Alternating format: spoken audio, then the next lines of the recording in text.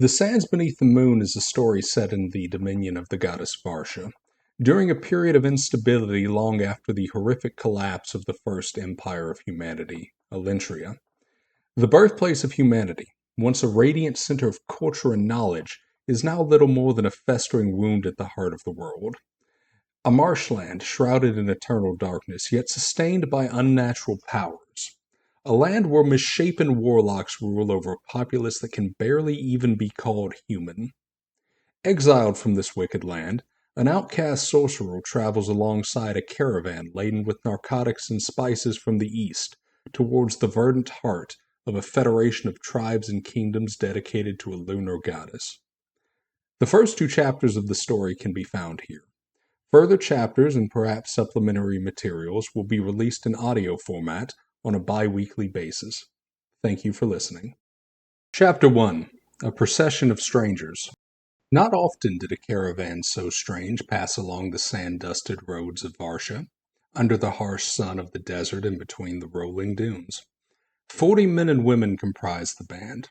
The largest share of the travelers were well-dressed men and women from the gleaming cities of Tythal, and were imbued with soft Eastern features. One was rounded, and another rather delicate of build, but most were lean and well accustomed to travel.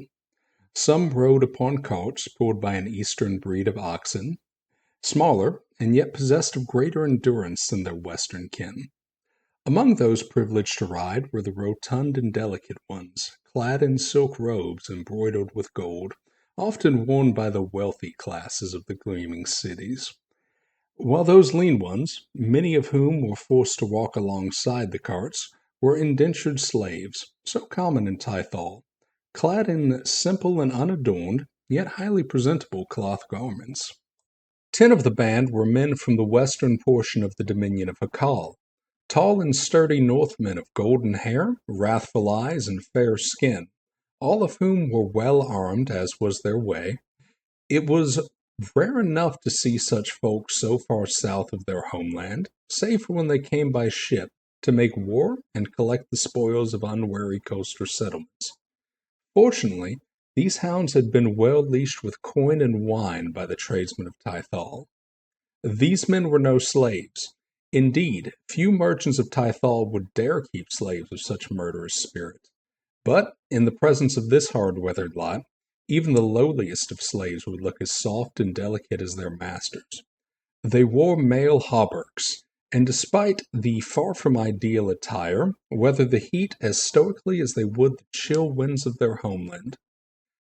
More unusual than the men of Akal, and eyed warily by those of the golden hair, was the wretched-looking man whose pallid skin bore a faint, sickly purple hue.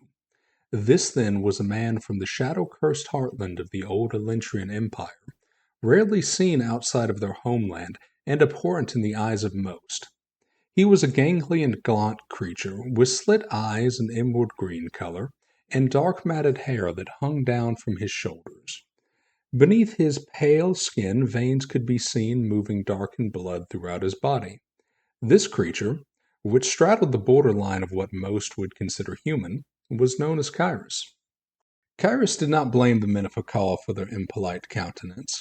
They had referred to his people as witchmen when he had first joined their little caravan, and while that term could hardly be applied to all the people of old Elentria, it fit him as well as any. The gnarled staff and ornate dagger he carried left little doubt as to his nature, but the hooded cloak he wore was as something of a courtesy to spare his companions the constant sight of his visage. That his garments provided a decent shield against the vengeful sun was, of course, a well-appreciated bonus. When the caravan had happened across Kyrus 4 weeks prior near the border of the old Elentrian heartland, he had been badly wounded and penniless on the side of the road. The tradeswoman, Nan-Hay, had been the one who insisted that he was brought along and treated, though of course she was well aware this would oblige the sorcerer to enter her service until such time as his debt was paid. Nan-Hay alone had shown no unease at the witchman's presence, a fact which had served as an early warning to the sorcerer of her unscrupulous nature. Are the narcotics of Tythal truly so prized in the south as to warrant such a long and risky expedition the sorcerer queried as he walked alongside the cart of Nanhe, ignoring the sharp needle-like pains from the still healing wound on his side. It was fortunate for him that most of the old territories of the Elentrian Empire still spoke some dialect of its language. Nevertheless, the version spoken by those of the gleaming cities of the East still felt odd upon his tongue. Remedies, they call them here. Such pious people would never dream of misusing them for recreation, although I hear that many of their clergy developed their ailments rather suddenly after we traded our first batch. Of course, a few of the slaves may fetch a fair price too, if the right buyer presents himself. A sly smile played across the lips of the delicately built young woman as she nodded. And yes, soon we will reach the gates of Janaba, and I expect to collect my, or should I say my brother's weight in gold by the end of our stay. Normally such a statement would have at least elicited a scowl from the fat man steering the oxen at the front of the cart, and perhaps a harsh rebuke. Yet Sung paid her no mind, for he was troubled by greater concerns. Vaguely aware that he had been mentioned, the portly merchant chose to give voice to those concerns. Janaba is no small town, and we are but a single day's travel away, yet the road has been nearly deserted. No peddlers or patrols from the city, and no travelers have passed us heading northward either. I know this route well, but I have never seen it so empty. Kyrus noted the rather surprised expression on Nanhe's face when she heard her brother speak. She was not as experienced a trader or traveler as he, but she saw the truth in his words. She wondered if bandits could be responsible for lack of traffic along the road, and felt suddenly glad for the presence of the boorish men of Hakal whom they had hired, as they seemed undaunted by the strange revelation.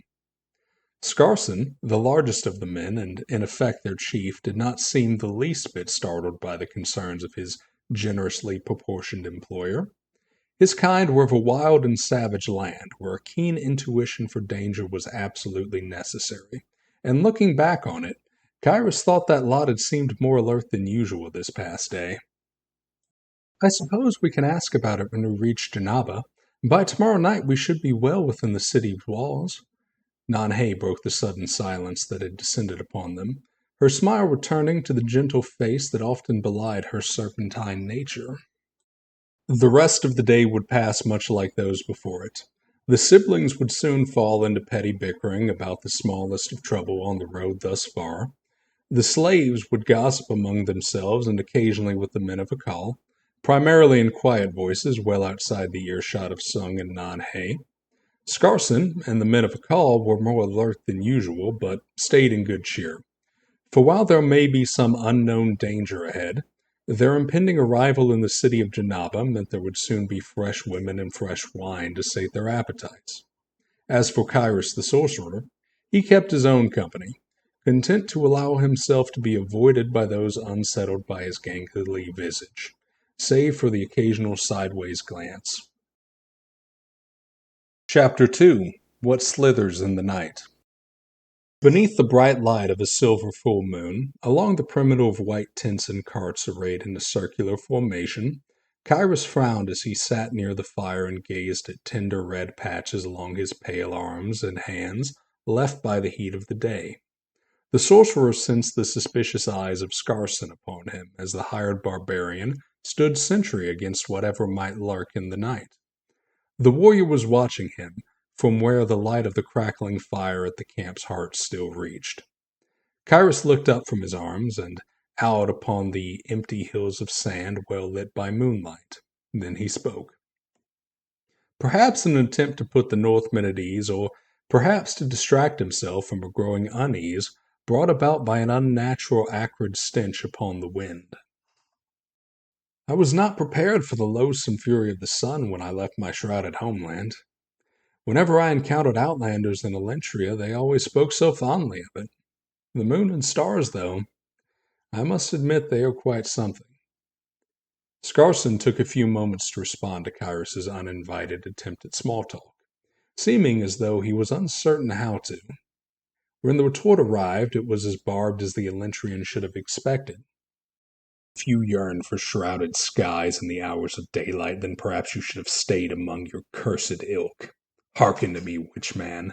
I have seen your land with my own eyes, the ruin your ancestors left of it. I have gazed upon the hollow city and the wailing palace that once sat at the heart of the world. All which came before your time could be forgiven. Yet I know from what manner of tree your dark staff is carved, and what bloody work a dagger like yours is put to. Keep your distance, and do not play innocent traveler to me. I will not be so easily gulled. Scarson's words had clearly taken the sorcerer by surprise. Kyrus turned his gaze away from the moonlight-painted sands to glance towards the mercenary. For a moment he simply studied Scarson the way one carnivore sizes up another when both happen upon a fresh carrion. Then Kyrus gave a small smile and spoke again. So it would seem. Then, since you are so well-traveled, I shall ask you forthrightly. There is an unnatural aroma upon the winds that reminds me vaguely of my home. I cannot place it, but it fills me with dread. I find myself wondering if you have noticed it too. So tell me if you too have a sense of this, and I shall leave you and your men be. The caution exhibited by Kyrus was matched in equal measure by Scarson, and from his hesitation the sorcerer ascertained and marked well that he was dealing with no brute. This was a shrewd man, despite his savage nature, a man whose superstitions came not from ignorance, but from experience.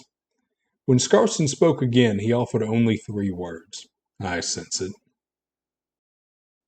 Silence fell in the camp again. Both the savage and the witch-man were on edge now. Kyrus was not fond of the idea of waiting to see if some unnatural beast born of the darkest magic was going to wander into camp to make a meal of their whole caravan. He suspected Scarson was not either, but the barbarian knew better than to wander into the darkness blindly in search of a beast that was likely to find him before he found it. Such an attitude was not fear, but prudence and good sense for any right-thinking individual. Kyrus, as a practitioner of the arcane arts, prided himself in having no such common sense, and was about as far from a right-thinking individual as one could reasonably be.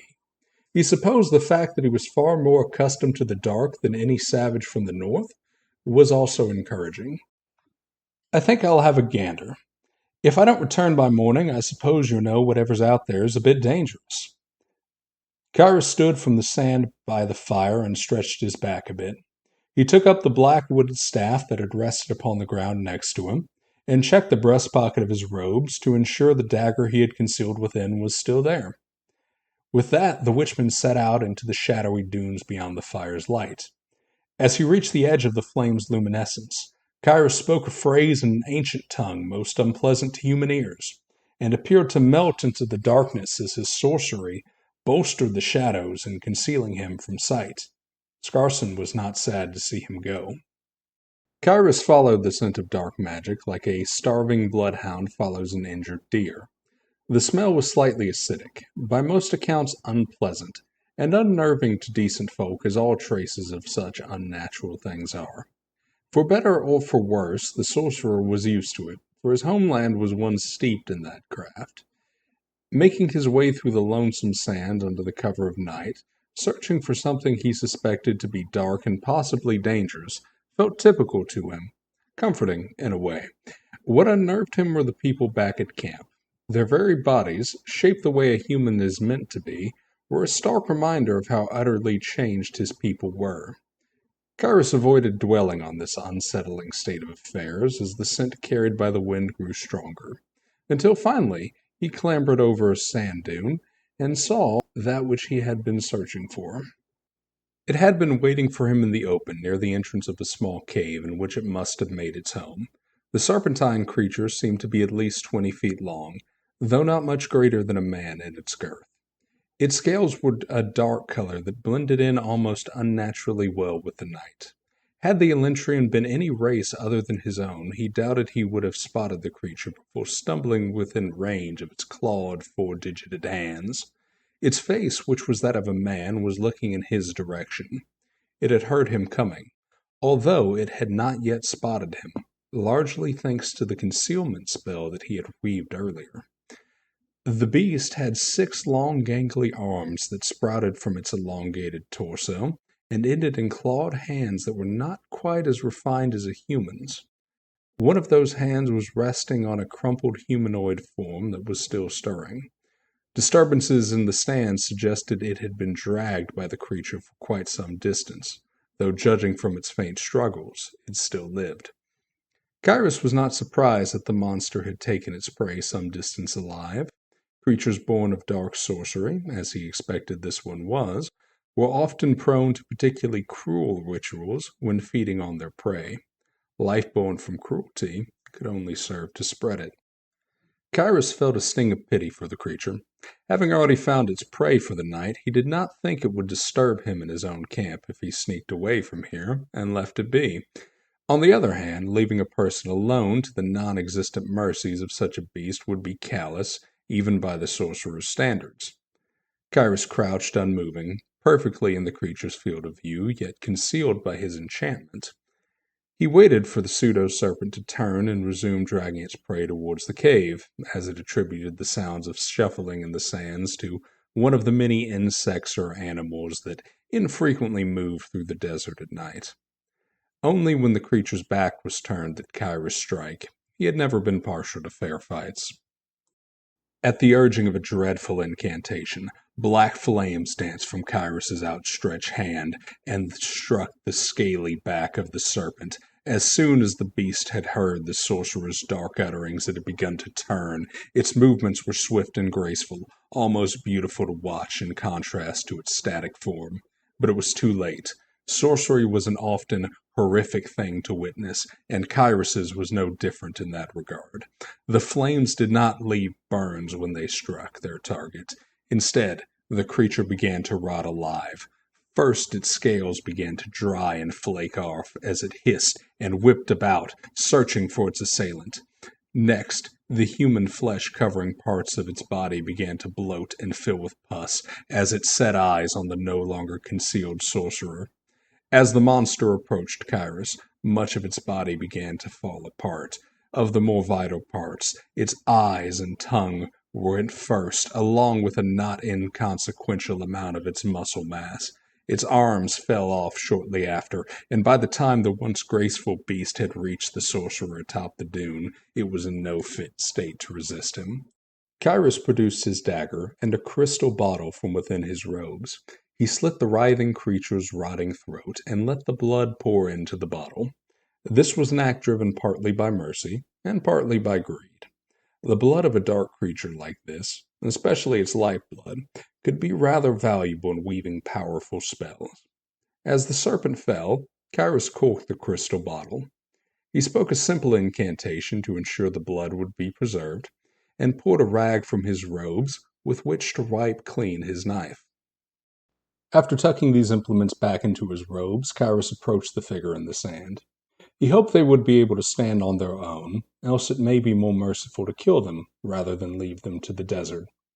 For his own misshapen form did not have the strength to carry or drag them. As the sorcerer approached, the figure on the ground recoiled from him and pushed itself into a seated position. This was a good sign as far as Kyrus was concerned. It suggested that the woman had both strength in her limbs and sense in her mind, so as to fear the slightly inhuman figure that approached her, shrouded no longer by magic, but still by the darkness of night. When the woman recoiled from him, Kyrus raised his hands and took a few steps back. "Be at peace. I seek neither your blood nor your soul. I have not come to harm you." As Kyrus knew little of the Varshan dialect, he spoke in a manner of his own homeland. The woman before him was young. He suspected younger than Nan-He, although the rougher texture of her dark skin, granted by a far harsher life, made that less than obvious. Kyrus suspected the scars which would be left by the long gashes she had on her cheek would also be less than helpful in that regard. Her build was lean, though much sturdier than the delicate merchant of Tythal. She wore a plain and practical garb that protected most of her skin from the harsh sun, that was covered in sand and mildly stained by blood after her encounter with the beast. Her wary brown eyes suggested that the sorcerer's words had failed to put her at ease. Kyrus began to suspect that either she had not understood him, or it was something of a misstep to bring up the extraction of blood or souls in greetings here. Adopting a smile that he hoped was in some way comforting, Kyrus would add on to his earlier statement. My name is Kyrus. If you recall from which direction the creature dragged you, I would be happy to escort you back to your camp and kin." These words did not make her gaze any less suspicious, but the girl shook her head as she assessed her scant options. When she spoke, her voice trembled slightly, but that was hardly unusual for anyone who had nearly been made a meal of a few minutes beforehand. "The beast threw me this way and that. I lost my sense of direction miles ago. My kin are bound for Janaba. Are you traveling with a caravan?" She did not offer Kyrus her name. The traditions of her people held that to give one's name to a witch was most unwise.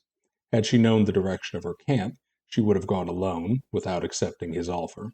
To bring a witch to the camp of one's kin was known to be even more unwise.